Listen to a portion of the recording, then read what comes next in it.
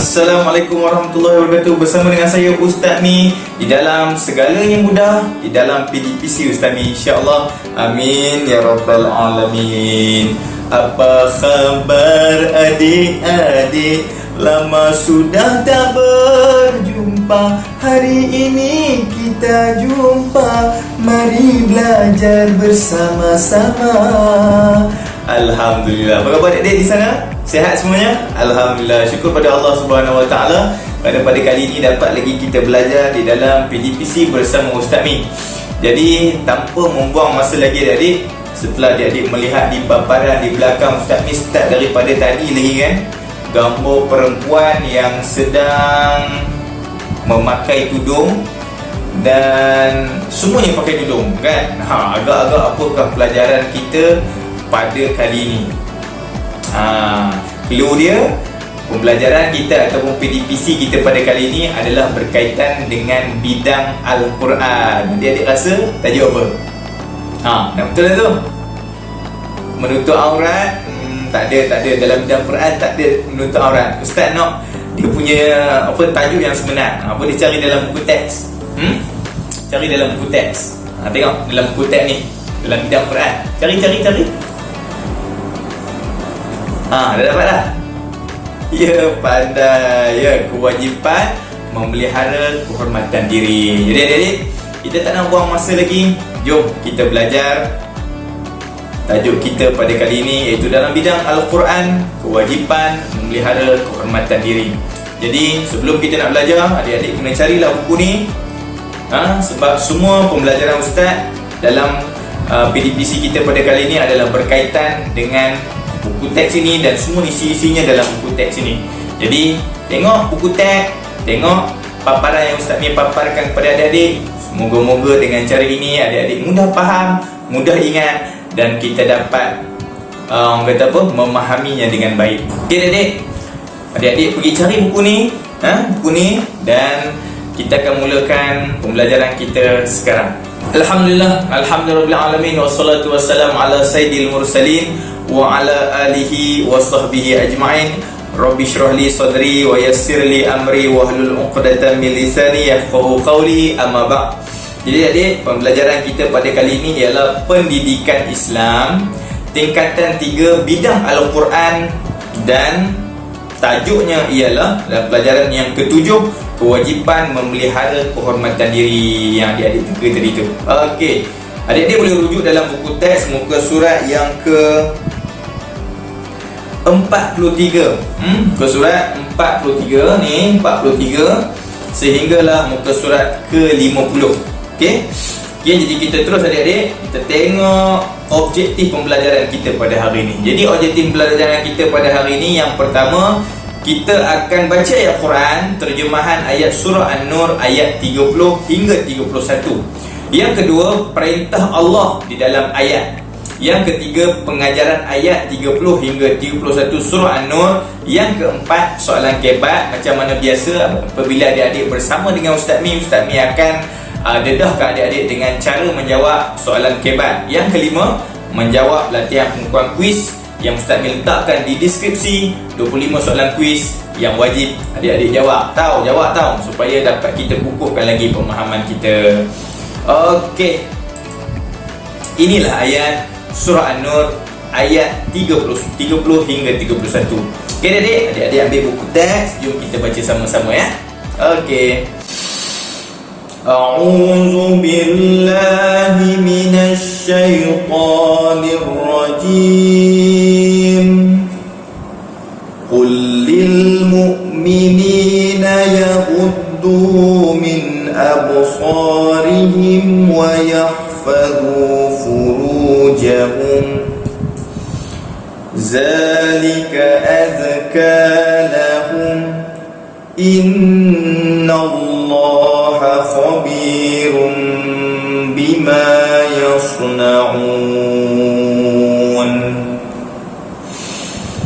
Wa qul lil mu'minati yaghdudna min absarihinna wa yahfadhna يحفظن فروجهن ذلك أزكى لهن إن الله خبير بما يصنعون وقل للمؤمنات يغضضن من أبصارهن ويحفظن فروجهن ويحفظن فروجهن ذلك أزكى لهن إن الله خبير بما يصنعون. ولا يبدين زينتهن إلا ما ظهر منها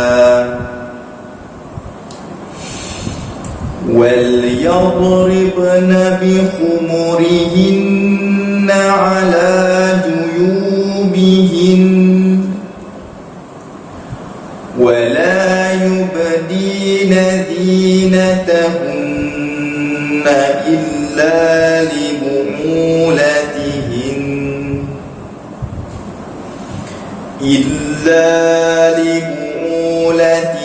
لبعولتهن أو آبائهن أو آباء بعولتهن أو آباء بعولتهن أو أبنائهن أو أبناء بعولتهن أو إخوانهن أو بني إخوانهن أو بني أخواتهن أو بني أخواتهن أو نسائهن أو ما ملكت أيمانهن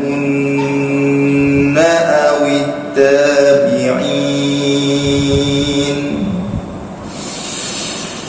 أو ما ملكت أيمانهن أو التابعين غير أولي الإربة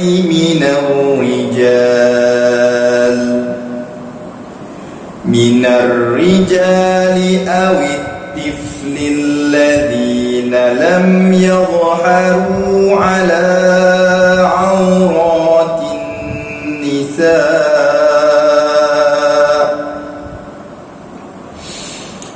ولا يضربن بأرجلهن ليعلم ما يخفين من زينتهن وتوبوا إلى الله جميعا أيها المؤمنون لعلكم تفلحون صدق الله العظيم. Alhamdulillah adik. Jadi kita dah dapat keberkatan kita membaca basic ataupun ayat kepada asas kepada ayat asas kepada pembelajaran kita pada hari ini, iaitu memelihara kehormatan diri. Jadi sekarang adik-adik kita akan tengok, Ustaz Mi akan kupas satu persatu daripada setiap ayat yang kita belajar pada malam ini, dan kita akan kaitkan dengan perintah Allah Subhanahu Wa Taala daripada ayat ini. Okey adik? Cantik. Okey. Sekarang kita teruskan lagi. Kita tengok ada info tambahan, iaitu antara tujuan perintah Allah Subhanahu Wa Taala di dalam ayat ini. Adik-adik, bila kita mendengar ayat Allah Subhanahu Wa Taala, adik-adik kena tanam satu sifat, namanya sifat hamba. Allahu Akbar. Sifat apa? Sifat hamba. Bila kita berasa diri kita hamba dan Tuhan kita sedang memberikan satu arahan kepada kita, maka kita taat ke tak taat? Kita taat. Jadi kita kena sedar kita ni hamba Allah. Itu yang pertama. Kita kena sedar kita hamba Allah. Bila kita sedar kita hamba Allah, maka akan keluar satu ayat namanya Sami'na wa ata'na. Aku akan dengar dan aku akan taat. Kami dengar dan kami taat. Itu yang pertama. Dan ada satu ayat lagi, bila kita mengatakan aku beriman kepada Allah, Bila kita dah mengucapkan la ilaha illallah Muhammadar Rasulullah, bila datang ayat Allah, kita baca surat cinta daripada Allah. Ni surat cinta ni. Allah Ta'ala sayang kita, Allah Ta'ala tahu kelemahan kita, Allah Ta'ala yang jadikan kita, dan Dia tahu apa yang terbaik untuk kita. Kerana Maha Penyayang Allah Ta'ala itulah Allah Ta'ala turunkan ayat ini kepada kita. Kita tak tahu lagi apa isi ayat ni. Kita nak, bila orang beriman, bila turun ayat pada Allah, mereka macam, apa yang Allah Ta'ala nak beritahu kami ni? Allah Ta'ala ni Maha Penyayang.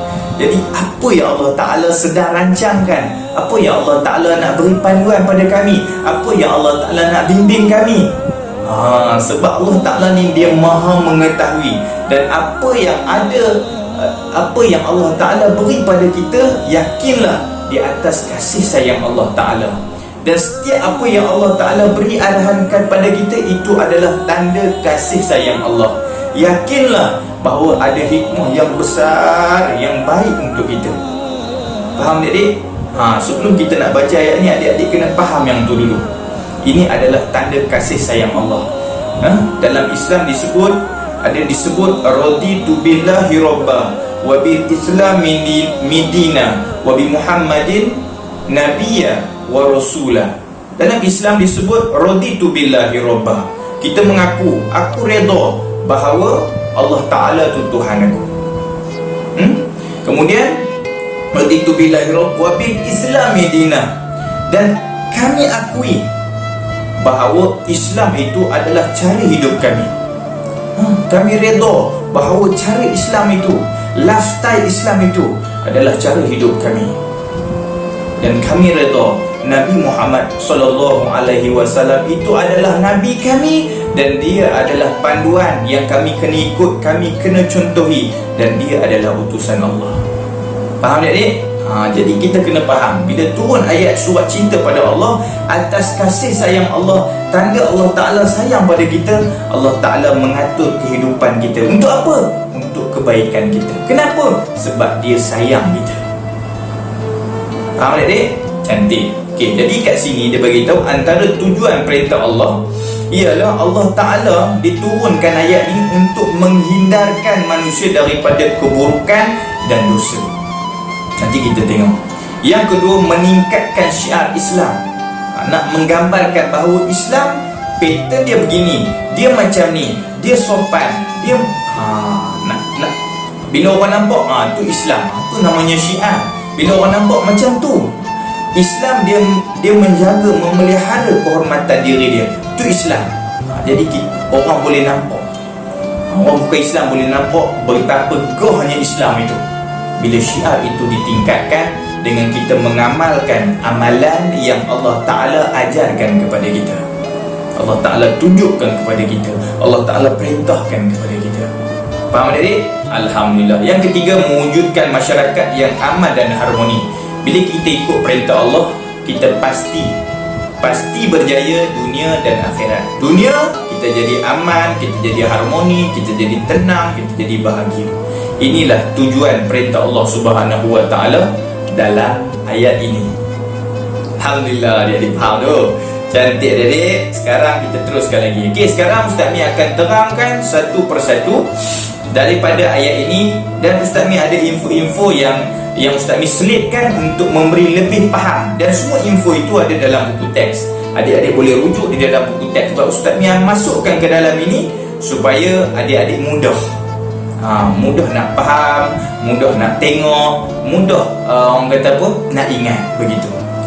Okey, jadi terjemahan ayat dan huraiannya, bahagian pertama. Okey, ayatnya, qul lil mu'minina yaghuddu min absarihim wa yahfazu furujahum. Katakanlah wahai Muhammad. Tengok, Allah Ta'ala mulakan dengan ayat, katakanlah wahai Muhammad. Wahai Muhammad, sampaikan. Itu Allah Ta'ala mengarahkan Nabi Muhammad sallallahu alaihi wasallam untuk sampaikan. Pada Nabi Muhammad sajakah? Bila ayat ni sebut qul, bukan pada Nabi Muhammad saja, tetapi kita pun wajib menyampaikan. Faham adik? Jadi selepas ni, apa saja dalam ayat ni Adik-adik dah tahu, adik-adik wajib sampaikan sebagaimana Nabi kita Nabi Muhammad sallallahu alaihi wasallam sampaikan. Apa dia? Kepada orang-orang lelaki yang beriman. Nampak ayat dia? Orang-orang lelaki yang beriman, yang mempunyai sifat hamba, yang mempunyai sifat takwa, yang mempunyai rasa bahawa Allah Ta'ala itu Tuhan dia, Islam itu adalah lifestyle dia, dan juga Nabi Muhammad itu ikutan dia.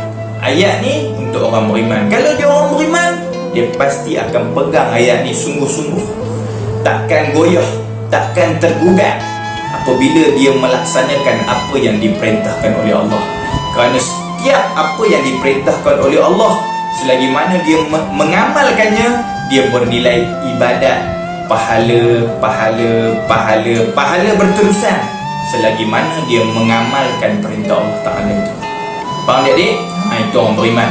Supaya mereka menyekat pandangan mereka dan memelihara kehormatan mereka. Pertama apa? Yaghuddu min absarihim, menyekat pandangan mereka. Nanti kita tengok menyekat pandangan mereka tu apa, dan memelihara kehormatan mereka. Wa yahfazu furujahum, furujahum ni kemaluan mereka. Dia tengok Allah Ta'ala dia mulakan dengan pandangan mereka. Sebab apa? Sebab daripada mata, selepas ayat pandangan, dia turun kepada kehormatan, iaitu furujahum, kemaluan mereka. Kenapa? Sebab bila mata tengok benda yang jahat, benda yang buruk, dia bukan daripada sampai ke hati tau. Daripada mata, kalau kita tengok sesuatu yang jahat, sesuatu yang haram untuk dilihat, contohnya gambar lucah, maka ia akan turun ke kemaluan. Dan daripada situlah lahirnya zina, lahirnya homoseksual, lahirnya onani. Sebab tu Allah Ta'ala dia mulakan dengan pandangan. Jaga pandangan. Sebab apa? Sebab selepas itu dia akan jadi efek dekat kemaluan. Cantik adik, faham? Okey, Alhamdulillah. Okey, zalika azka lahum. Perbuatan kamu menjaga pandangan dan menjaga kemaluan, iaitu kehormatan kamu, itu demikian, itu lebih suci bagi kamu. Suci maksudnya apa? Suci maksudnya hati kita jadi bersih. Mata kalau tengok benda jahat, benda yang diharamkan untuk melihat, maka hati kita akan jadi kotor. Bila hati kotor, senang tak nak buat benda baik? Tak senang. Malas nak semayang, malas nak zikir, malas nak baca Quran. Sebab apa? Sebab hati kotor. Punca hati kotor sebab tengok mata, tengok benda jahat, tengok benda haram untuk dilihat. Sebab tu Allah Ta'ala kata zalika azka lahum. Itu adalah demikian, itu lebih suci bagi mereka. Kalau mereka buat benda tu, mereka jaga pandangan mereka, jaga kehormatan mereka, maka hati mereka akan jadi bersih. Dan bila orang yang hatinya bersih, maka ibadatnya akan jadi mudah. Adik, cantik, Alhamdulillah. Kemudian Allah Ta'ala tamatkan ayat ini, innallaha khabirum bima yasna'un. Sesungguhnya Allah Maha mengetahui tentang apa-apa yang mereka kerjakan. Okey. Kemudian ini ayat 30, kita terus kepada ayat 31. Masih membicarakan hal yang sama, tapi berbezanya tadi kepada lelaki dan sekarang kepada perempuan. Wa qul lil mu'minati yaghdudna min absarihinna. Dan katakanlah kepada perempuan-perempuan yang beriman supaya menundukkan pandangan mereka daripada memandang benda haram. Nampak? Tadi lelaki, bukan takat lelaki, perempuan pun kena tundukkan pandangan juga. Wa yahfazna furujahunna, sama juga, dan memelihara kehormatan mereka. Nampak adik? Di bahagian pertama ni arahan Allah Ta'ala kata apa? Jaga pandangan kamu, sekat pandangan kamu, dan jaga kehormatan kamu. Jadi sekarang kita tengok apakah yang dimaksudkan dengan kehormatan tadi, yang dikatakan menunduk pandangan tadi. Okey, yang dikatakan menunduk pandangan tadi. Okey. 4 perintah Allah dalam ayat. Okey, daripada ayat tadi tu kita dapat tengok perintah Allah Ta'ala yang pertama, iaitu menundukkan pandangan. Apa maksud menundukkan pandangan? Maksudnya menjaga pandangan daripada melihat yang haram. kesannya menjerumuskan seseorang kepada keburukan dan kerosakan seperti perbuatan zina. Macam Ustaz beritahu, kenapa Allah Ta'ala susun ayat tu begitu? Daripada sekat pandangan, kemudian jaga kemaluan, jaga kehormatan. Sebab apa? Sebab berkait. Bila mata tengok benda haram, maka dia akan menjerumuskan kita kepada penzinaan, iaitu kehormatan diri kita, iaitu kemaluan kita. Nampak adik? Cantik. Okey. Jadi di sini dalam buku teks dia bagi satu panduan. Panduan menundukkan pandangan termasuklah. Macam mana cara kita nak menundukkan pandangan? Yang pertama, sentiasa mengingati Allah dengan berzikir. Mana ada orang boleh buat maksiat tengah-tengah berzikir, tengok maksiat? Mana ada? Mana ada orang tengah zikir subhanallah walhamdulillah tapi tengok maksiat? Dia takkan berlaku, adik-adik. Dia takkan berlaku. Okey, yang kedua, menghindari tempat maksiat. Yang kedua panduannya, kalau kita tahu tempat tu maksiat, jangan pergi. Kalau kita tahu tempat tu maksiat, jangan pergi. Kalau kita pergi juga, kita dah buka jalan untuk mendedahkan diri kita melakukan maksiat tersebut. Maka kita orang kata apa? Hati-hati. Kena bagi tahu aku ni lemah dan aku memang tak mampu. Bila terdedah tu memanglah syaitan lebih banyak daripada kita adik-adik. Kita kadang-kadang tak mampu. Jadi lebih baik kita tutup jalannya. Tutup jalan macam mana? Jangan pergi ke tempat. Okey adik? Pandai. Okey, yang ketiga, segera mengalihkan pandangan jika terlihat perkara maksiat. Nampak je maksiat, terus tak tengok dah. Tak tengok dan berlalu pergi. Tegas. Jangan tergugat. Tahu itu daripada syaitan. Settle masalah kita adik. Okey. Kemudian yang keempat, memilih untuk melihat benda-benda baik dan bermanfaat. Jadi bila buka tab, buka laptop, tengok benda-benda yang baik sahaja. Walaupun banyak benda jahat yang kita boleh tengok, tetapi kita memilih untuk melihat benda yang baik. Semua itu atas pilihan kita adik-adik. Jadi adik-adik kena kuat. Adik-adik kena mengingat kembali perintah Allah, bahawa kita ni orang beriman. Kita akan ikut perintah Allah walau apa cara sekalipun. Dan kita sekali-kali tidak akan tergugat dengan godaan-godaan syaitan. Okey adik? Cantik.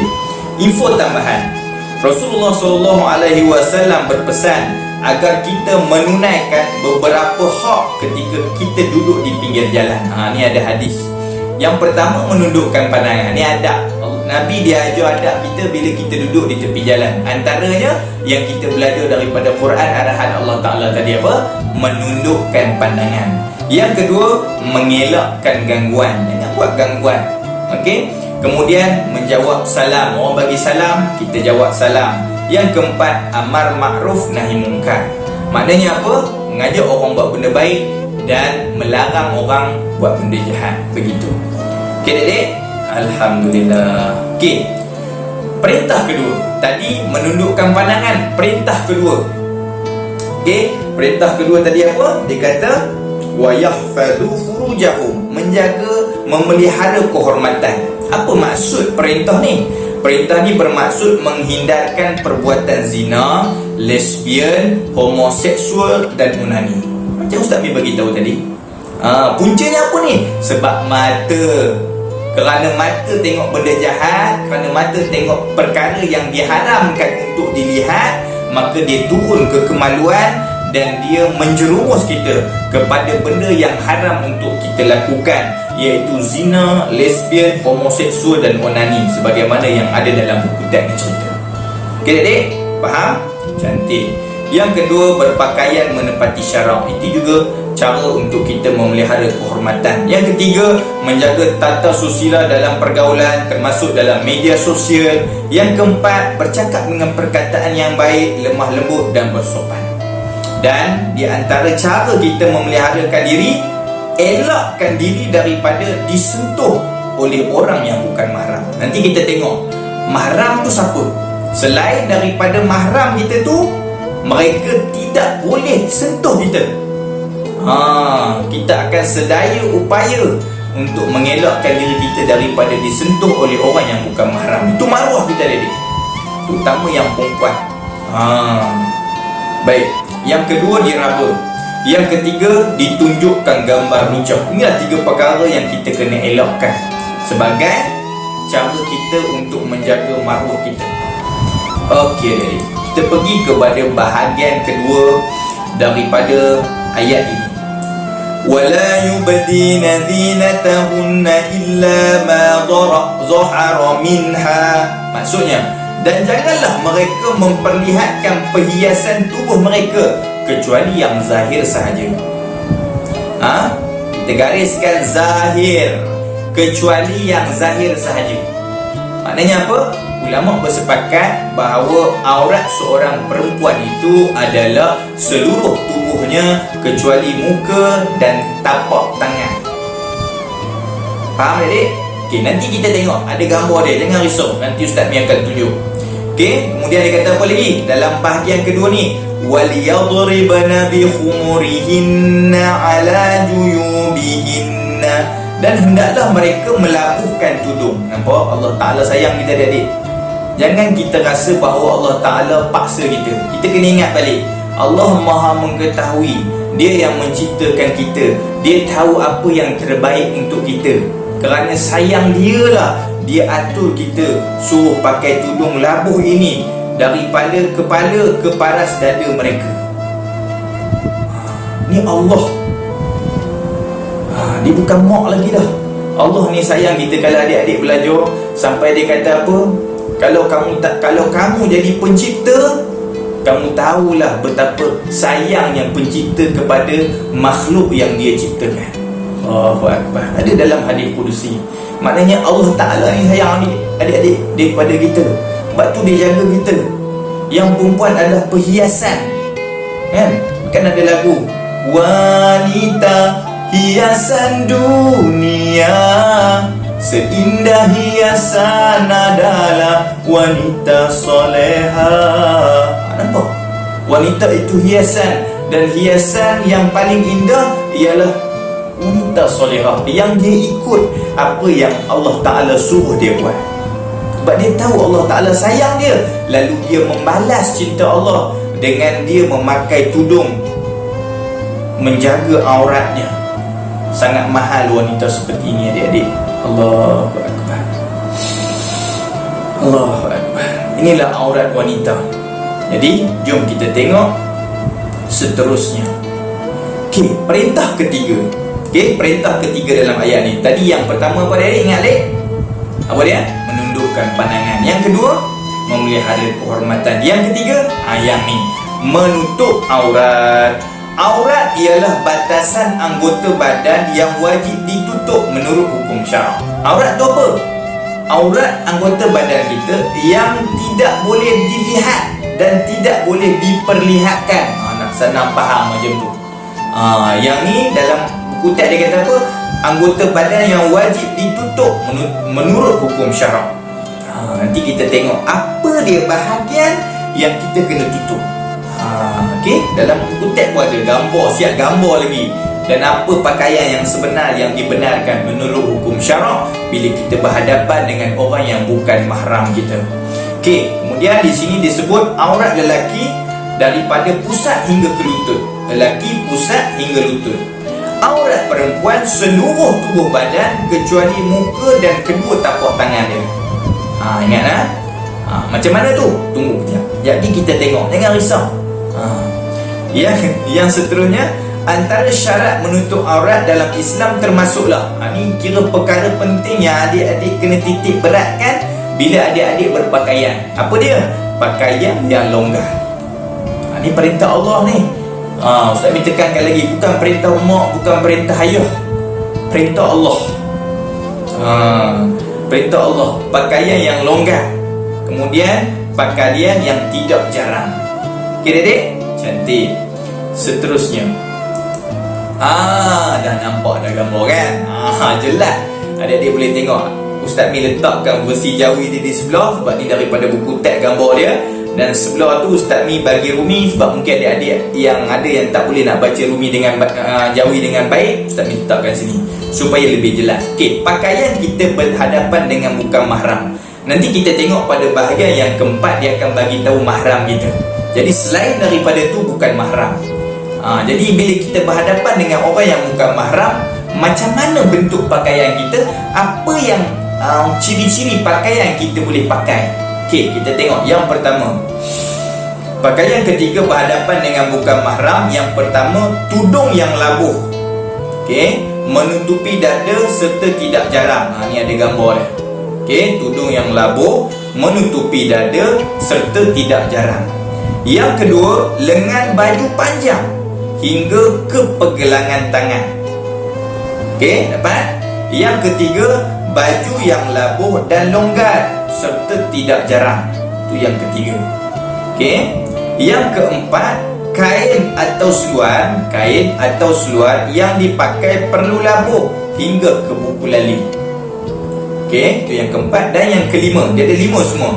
Yang kelima, memakai sarung kaki. Ini adalah ciri pakaian yang perlu kita pakai ketika kita berhadapan dengan orang yang bukan mahram. Nak tahu siapa dia bukan mahram kita? Jom kita teruskan lagi pembelajaran kita. Okey, sambung pada bahagian ketiga. Kepada siapa yang boleh diperlihatkan aurat? Di ayat ini Allah Ta'ala bagi tahu kepada siapa yang boleh kita tunjuk aurat kita. Okey, kepada siapa yang kita boleh tunjuk aurat kita, siapa boleh. Dan selain daripada yang disebutkan oleh Allah Ta'ala ini, maknanya kita tak boleh tunjuk aurat kepada mereka. Faham adik? Yang tadi tu, kecuali muka dan tapak tangan tadi tu. Okey, kita tengok. Wala yubdina zinatahunna illa li bu'ulatihinna. Dan janganlah mereka memperlihatkan perhiasan tubuh mereka melainkan suami mereka. Yang pertama, suami boleh tengok aurat kita. Ni orang yang boleh lihat aurat kita. Yang kedua, au abaihinna au abai bu'ulatihinna, atau bapa mereka atau bapa mertua mereka. Bapa mereka ataupun bapa mertua mereka. Ni senang faham ni, tak ada masalah. Okey. Kemudian au abnaihinna au abnai bu'ulatihinna, atau anak-anak mereka. Anak-anak sendiri tak ada masalah lah. Atau anak-anak tiri mereka. Kita ada anak, kan, kita janda kahwin dengan duda. Duda tu pun ada anak, jadi itulah jadi anak tiri kita. Jadi mereka boleh tak tengok aurat kita? Boleh, tak ada masalah. Faham adik? Cantik. Au ikhwanihinna au bani ikhwanihinna au bani akhawatihinna, atau saudara-saudara mereka, adik-beradik lah, atau anak-anak saudara mereka yang lelaki. Okey, adik-beradik kita ada anak lelaki, boleh, tak ada masalah. Anak-anak saudara mereka yang perempuan, tak ada masalah. Okey, faham adik-adik ya? Kalau adik-adik kurang faham, adik-adik boleh tanya kepada ustazah ataupun ustaz di sekolah adik-adik, insya-Allah. Okey. Ni ada info tambahan dalam buku teks dia senarai terus. Golongan mahram bagi wanita. Ni lagi mudah adik-adik. Adik-adik ada panduan dah. Adik boleh tengok senarai ni. Adik-adik tengok senarai ni, adik-adik tahu dah kepada siapa yang aurat adik-adik boleh bagi mereka tengok. Walau bagaimanapun, kena ingat ulama menetapkan juga supaya kita berpakaian yang sopan. Tak adalah kita telanjang pula, kan, dekat depan orang yang boleh tengok aurat kita, kan. Menetapkan yang sopan. Apa dia yang sopan? Rambut, leher, tangan sampai ke lengan, lepas itu kaki sampai ke betis. Siapa mereka mahram bagi wanita yang boleh tengok aurat kita ni? Yang pertama, bapa kandung. Okey adik-adik ya. Ni termasuk juga adik-adik yang boleh bersalaman dengan kita.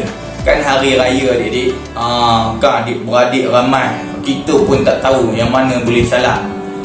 Dan isu yang paling besar adik-adik, sepupu. Ingat, sepupu tak ada dalam senarai ni.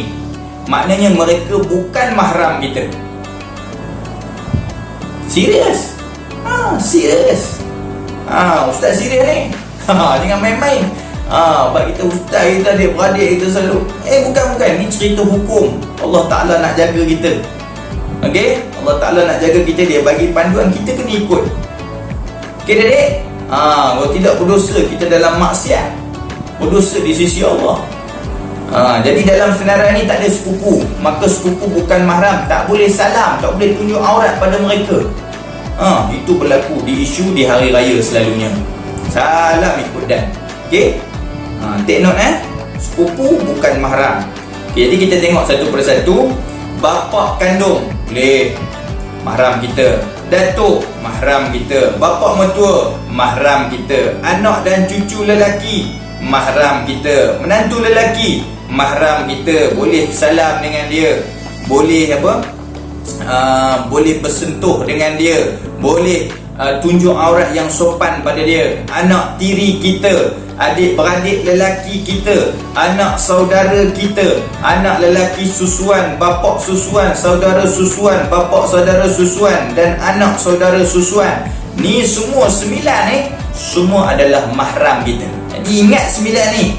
Selain daripada tu dan selain daripada yang Allah Ta'ala sebut daripada ayat tadi, itu dikira bukan mahram kita. Faham adik? Cantik. Kalau adik tak faham juga, confuse lagi, adik-adik boleh tanya kepada ustaz dan ustazah adik-adik di sekolah, insya-Allah. Baik adik. Sekarang daripada tajuk mahram dia tadi juga, okey, kita nak bagi tahu kepada adik-adik berdasarkan buku teks, ada disebut dalam buku teks ini keadaan aurat seseorang perempuan mengikut situasi. Okey, kita tak boleh lari daripada situasi. Jadi ada situasi yang perempuan kena jaga. Nampak sangat perempuan ni dia sangat mujahadah di dalam menjaga maruah diri dia. Okey, tapi apa pun adik, jangan risau. Perempuanlah yang paling banyak buat pahala. Kenapa adik-adik Ustaz ni cakap macam tu? Start daripada rumah dia keluar, dia pakai tudung tu, sampai kalau dia balik kerja ataupun balik sekolah, dia pakai tudung labuh tu, yang longgar itu, yang memakai stokin itu. Mereka ini sepanjang mereka memakai mujahadah, memakai lawan hawa nafsu, lawan segala orang kata apa, kata-kata orang, mereka lawan tu. Setiap saat itu Allah Ta'ala bagi pahala, dan mereka sedang membalas cinta Allah. Allah Ta'ala cinta mereka dengan memberikan panduan pada mereka untuk hidup dengan bimbingan Allah, maka dia membalas cinta Allah. Dan insya-Allah Allah Ta'ala akan membalas cinta mereka ini dengan memberikan suami yang soleh, insya-Allah. Orang-orang yang baik akan hadir dalam hidup mereka. Itulah balasan Allah. Dan hari akhirat mereka akan masuk ke dalam syurga Allah Subhanahu wa ta'ala, insya-Allah. Jadi adik-adik, kita tengok yang pertama ni. Ketika bersama dengan wanita Islam lain, macam mana aurat dia? Daripada pusat hingga lutut. Ini Islam dengan Islam, wanita dengan wanita Islam lain. Okey, daripada pusat hingga lutut. Ketika bersama dengan lelaki mahram. Mahram tadi yang 9 tadi tu. Okey. Daripada pusat hingga lutut. Namun, nampak macam ustaz ni bagi tahu tadi. Namun sekiranya dikhawatiri boleh menimbulkan fitnah, hendaklah berpakaian sopan yang boleh menutup tubuhnya. Macam tadi ulama dah gariskan, kepala, leher, tangan sampai ke lengan, kaki sampai ke betis. Itu adalah pakaian yang sopan. Bukan apa? Bila kita orang kata apa, mendedahkan aurat kita, tanpa memikirkan pakaian yang sopan kepada orang yang mahram bagi kita, boleh berlaku yang dipanggil sebagai sumbang mahram. Serius adik-adik, benda ni sangat serius. Sebab tu walaupun mereka boleh melihat aurat kita, tetapi berpakaianlah sopan di hadapan mereka. Okey, cantik adik. Yang ketiga, ketika bersama dengan lelaki bukan mahram. Ni bukan mahram selain daripada yang 9 yang digariskan ataupun diletakkan dalam senarai tadi. Seluruh badan kecuali muka dan tapak tangan, sebagaimana gambar yang Ustaz ni paparkan kepada adik tadi. Ingat lagi tak? Okey, ada 5 perkara yang perlu dititik beratkan ketika kita berhadapan dengan lelaki yang bukan mahram. Yang keempat, ketika bersama wanita bukan Islam. Okey, kepada yang tadi Islam, yang nombor 1 tadi wanita Islam, kepada yang bukan Islam, seluruh anggota kecuali anggota yang zahir ketika bekerja. Okey, faham adik? Jadi inilah dia situasi aurat seorang perempuan mengikut keadaan ataupun situasi. Alhamdulillah. Okey, teruskan lagi adik-adik dengan ayat seterusnya. Ayat ni tak habis lagi. Ada ayat seterusnya yang mana orang perempuan boleh memperlihatkan aurat dia. Kepada siapa lagi? Ayat ni diteruskan, au nisaihinna au ma malakat aymanuhun, atau perempuan Islam atau hamba mereka, atau perempuan Islam ataupun hamba mereka. Apa maksud ni? Perempuan Islam tak ada masalah, macam tadilah. Boleh tunjuk aurat, walau bagaimanapun digariskan ikut situasi tadi. Kalau sesama Islam maka pusat hingga lutut. Atau hamba mereka. Okey, hamba mereka. Yang tu boleh melihat aurat kita. Kemudian awit tabi'ina ghairi ulil irbati minar rijal, atau orang gaji daripada orang yang telah tua dan tidak berkeinginan kepada perempuan. Yang ni tahu tak macam mana nak faham ni? Jom kita faham. Macam mana nak faham? Kita tengok apa yang ada dalam buku teks. Dia bagi tahu ciri-ciri lelaki yang telah tua. Yang kata boleh tengok aurat kita ni siapa? Lelaki yang telah tua tadi, iaitu termasuklah akal mereka lemah. Dah kadang-kadang ingat, kadang-kadang tidak, lemah ingatan mereka. Okey. Kemudian tiada keinginan dan tidak bernafsu terhadap wanita. Nampak sangat tak ada nafsu. Kita boleh kenal orang ada nafsu dengan tak ada nafsu. Walaupun ada orang kata miang-miang keladi, lagi tua lagi menjadi. Memang ada macam tu. Kena check dah orang tua tu. Kalau orang tua tu jenis nampak mata dia, nengok je kita, orang perempuan tahulah. Orang perempuan ni dia sangat faham. Dia sangat sensitif.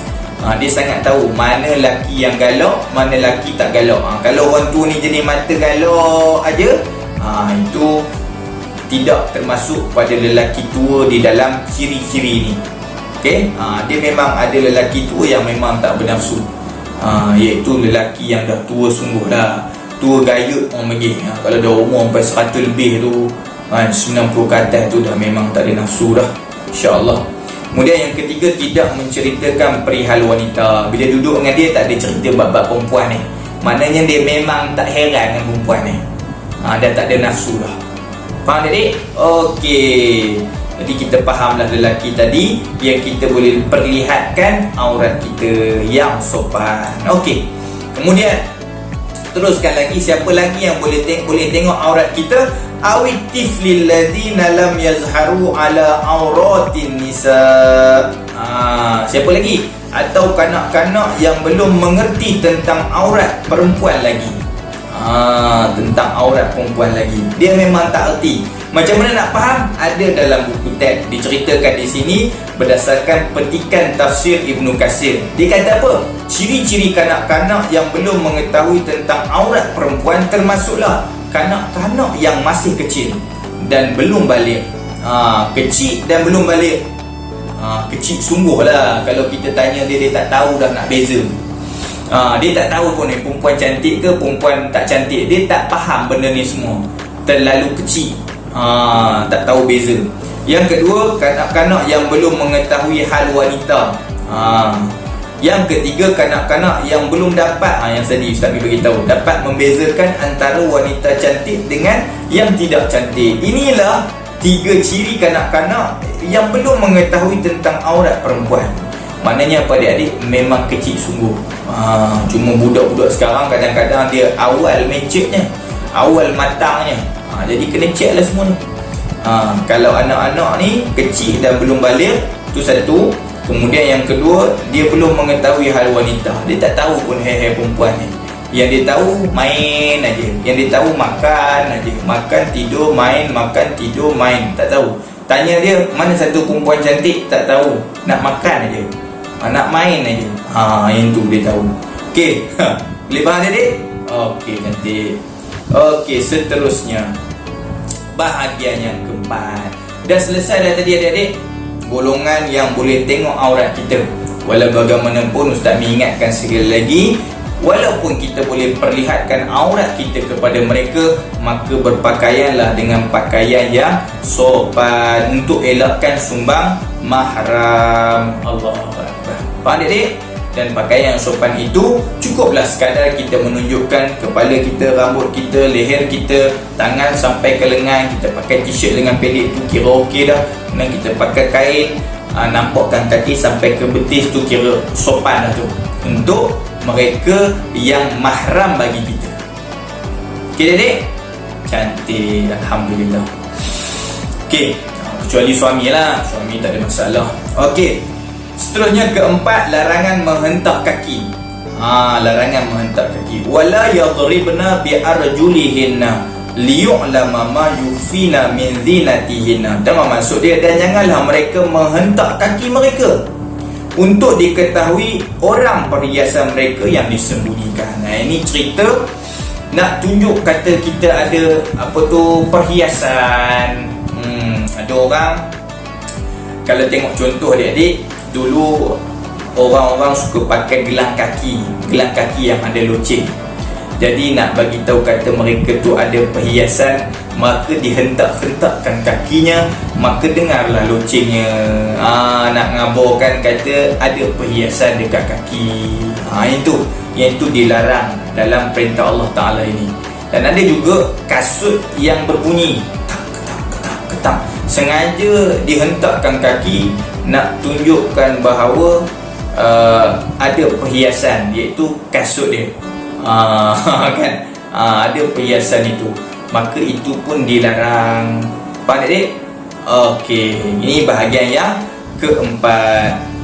Okey, yang kelima, last sekali Allah Ta'ala dia bagi satu orang kata apa, arahan apa pula seterusnya. Setelah dia bagi tahu tunduk pandangan, setelah dia bagi tahu jaga kehormatan, setelah dia bagi tahu jaga aurat, setelah dia bagi tahu siapa yang boleh tengok aurat kita, dan setelah dia bagi tahu jangan hentak kaki, last sekali Allah Ta'ala kata apa? Bertaubat. Wa tubu ilallahi jami'a ayyuhal mu'minun. Dan bertaubatlah kamu sekalian kepada Allah, wahai orang-orang beriman. Sebab apa? Sebab kadang-kadang kita meremehkan perintah-perintah Allah Ta'ala ini. Jadi sebelum ni mungkin kita tak tahu, maka kita bertaubatlah kepada Allah. Wahai ayah, tegurlah anak-anak. Sebab kalau kita tak tegur anak-anak kita yang menedahkan aurat, maka kita dianggap dayus, dan orang dayus tak masuk syurga Allah Subhanahu Wa Ta'ala. Itu yang kita takutkan. Bagi tahulah pada anak-anak kita dengan penuh kasih sayang, ini adalah surat cinta daripada Allah. Allah Ta'ala ciptakan kita, Allah Ta'ala sayang kita, Allah Ta'ala tahu perempuan itu berharga apabila mereka ditutup.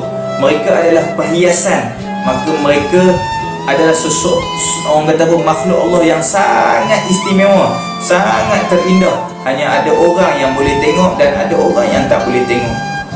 Semua ini di atas pengetahuan Allah. Dan setiap apa yang Allah Ta'ala arahkan pada kita, yakinlah ada hikmah yang besar, yang baik untuk kita. Faham adik? Tak sia-sia kita melakukan perintah Allah, sebab balasan Allah adalah syurga Allah Subhanahu Wa Ta'ala. Okey, jadi bertaubatlah bagi mereka yang sebelum ni mengabaikan, sebab kita ni satu lagi Allah Ta'ala suruh kita bertaubat. Sebab innal insan la yakhlu anil khata' wa nisyan. Manusia takkan sunyi daripada melakukan salah dan dosa. kullu bnu Adam khata' wa khairul khata'in at-tawwabin. Setiap anak Adam itu khata', dia pasti melakukan salah dan dosa.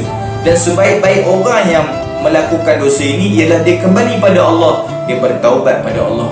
Jadi wahai ayah, tegur anak-anakmu. Wahai suami, tegurlah isteri-isterimu. Wahai kawan-kawan, tegurlah kawan-kawan sesamamu. Sebab kita semua nak masuk syurga Allah Subhanahu wa ta'ala bersama-sama. Itulah yang Islam ajarkan kepada kita. Innamal mu'minuna ikhwah. Kita semua adalah bersaudara. Maka jom kita sama-sama tegur kawan-kawan kita, jaga aurat kita, bagi tahu mereka siapa yang boleh lihat, siapa yang tak boleh lihat, siapa yang boleh salam, siapa yang tak boleh salam. Ini semua penting sebab ini adalah arahan daripada Allah. Sami'na wa ata'na. Kami dengar dan kami taat. Itulah pegangan orang Islam. Sebab apa? Bila kita buat taubat ini dan kita melakukan perintah Allah Ta'ala ini, maka akhirnya la'allakum tuflihun. Kita akan berjaya. Berjaya di dunia dengan kebahagiaan, dengan keamanan, dengan keharmonian di dalam orang kata apa? Lingkungan kita. Dan hari akhirat kita akan dibalas dengan ganjaran pahala yang besar dan kita akan dimasukkan ke dalam syurga Allah. Itu yang kita nak, adik-adik. Faham, adik? Alhamdulillah. Okey. Sekarang, adik, perintah Allah yang keempat yang tadilah, bertaubat. Taubat ialah perbuatan kembali kepada Allah.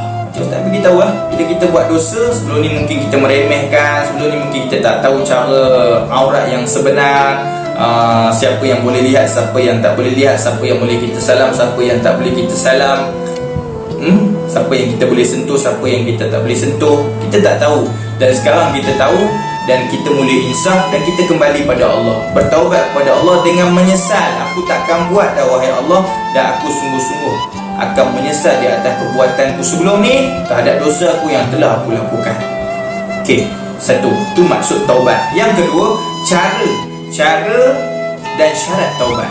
Cara dan syarat taubat, adik-adik, yang pertama, menyesal atas dosa yang dilakukan.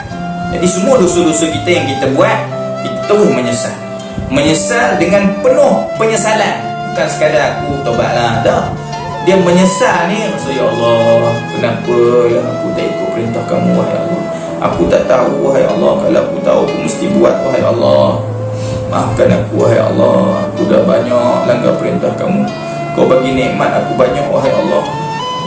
Engkau suruh aku tutup aurat, aku tak boleh buat. Teruknya aku ni wahai Allah. Macam tu dia. Menyesal sungguh-sungguh dan takut akan dosa, akan azab Allah yang akan ditimpa kepada kita. Yang kedua, adik-adik, berhenti melakukan dosa. Dah tahu, berhenti terus. Dah tahu itu adalah larangan Allah, kita buat, kita berhenti terus. Kan? Macam aurat tadi, sebelum kita tak tutup aurat, kita berhenti daripada buka aurat, kita terus tutup aurat. Mulai sekarang. Tu, jangan tunggu lagi. Sebab apa? Sebab kematian itu, adik-adik, dia tak tunggu. Dia bila-bila boleh sampai. Jadi berubahlah mulai sekarang. Kalau kita tak berubah, kita tunggu lagi, tengah kita tunggu itu kita mati, hari itu juga kita diazab oleh Allah di dalam kubur dan seterusnya di hari akhirat. Sebab tu taubat jangan ditangguhkan. Menangguhkan taubat adalah tipu daya syaitan. Ingat tu, menangguhkan taubat adalah tipu daya syaitan. Sebab tu kalau kita rasa nak taubat terus, jangan tunggu. Okey? Kemudian berazam tidak mengulangi perbuatan tu, dosa tu lagi. Azam sungguh-sungguh, mujahadah, lawan sungguh-sungguh. Apa pun datang, aku takkan berubah. Inilah aku sampai aku mati. Doa pada Allah supaya Allah Ta'ala sabit qalbi, supaya Allah Ta'ala tetapkan hati kita dengan agama kita ni, dengan apa yang kita sedang lalui ni. Okey? Dan yang keempat, minta maaf dan memulangkan hak kepada pemiliknya. Kalau kita ada buat dosa dengan orang, ada zalim dengan orang, kita ambil harta orang, kita ambil barang orang, kita pulangkan semula. Okey, adik? Cantik, Alhamdulillah. Okey, sekarang kita tengok pula seterusnya. Info tambahan. Ada lagi info tambahan dalam buku teks. Rasulullah SAW bersabda yang bermaksud, berilah jaminan kepadaku dengan 6 perkara. Kalau kita buat, Nabi jamin. Allahu Akbar. Jamin apa? Jamin syurga. Dengar baik-baik. Kalau boleh catat. masuk dalam otak. Selalu kita tengok ulang-ulang supaya kita dapat buat 6 ini. Kerana ini adalah jaminan syurga daripada Nabi Muhammad sallallahu alaihi wasallam. Dan ingat, Nabi kalau bercakap, dia adalah wahyu daripada Allah. Wa ma yantiqu anil hawa in huwa illa wahyun yuha. Dan tidaklah Nabi itu bercakap dengan hawa nafsu dia, melainkan dia bercakap berdasarkan wahyu daripada Allah. Jadi 6 perkara ni apa? Yang pertama, berkatalah benar apabila berbicara. Jadi bila kita nak cakap yang betul. Yang kedua, tunaikan janji. Berjanji dengan orang, pastikan tepati. Okey? Ni semua orang faham. Yang ketiga, sempurnakan amanah. Kalau orang bagi amanah pada kita, kita buat. Kalau orang bagi tugas pada kita, kita kena buat. Kalau orang bagi kita tugas dan diberi gaji kepada kita, pastikan gaji tersebut, takarannya, timbangannya mesti sama dengan bayarannya. Jangan orang suruh kerja daripada pukul 8 sampai pukul 4, kita kerja hanya pukul 8 sampai pukul 10 saja. Yang lain semua kita melepak, kita semang-semang dengan kawan, kita tak buat kerja. Kita telah mengurangkan takar, mengurangkan timbangan. Itu dipanggil tidak amanah. Selain daripada amanah yang lain, suruh jaga barang kita tak jaga. Okey? Tapi di sini selalunya orang kaitkan dengan tugas yang tidak dilaksanakan dengan penuh amanah. Faham adik? Okey, yang ketiga. Yang keempat, peliharalah kemaluanmu. Yang tadi, jauh daripada zina, jauh daripada homoseksual, jauh daripada onani. Yang puncanya adalah pandangan mata. Daripada mata, turun kepada dosa zina, turun kepada dosa onani, turun kepada dosa homoseksual. Jadi jaga pandangan. Yang kelima, dia beritahu, tahan pandanganmu. Tahan maknanya lawan. Memang mata nak tengok, tapi kita lawan. Dan lawan itu adalah nilainya sangat besar pahala di sisi Allah.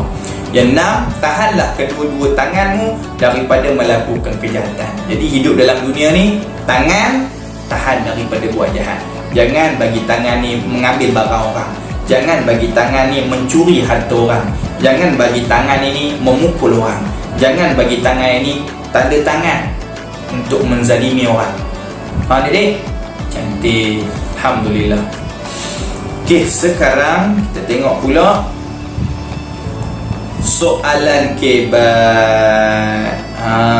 Soalan kebat.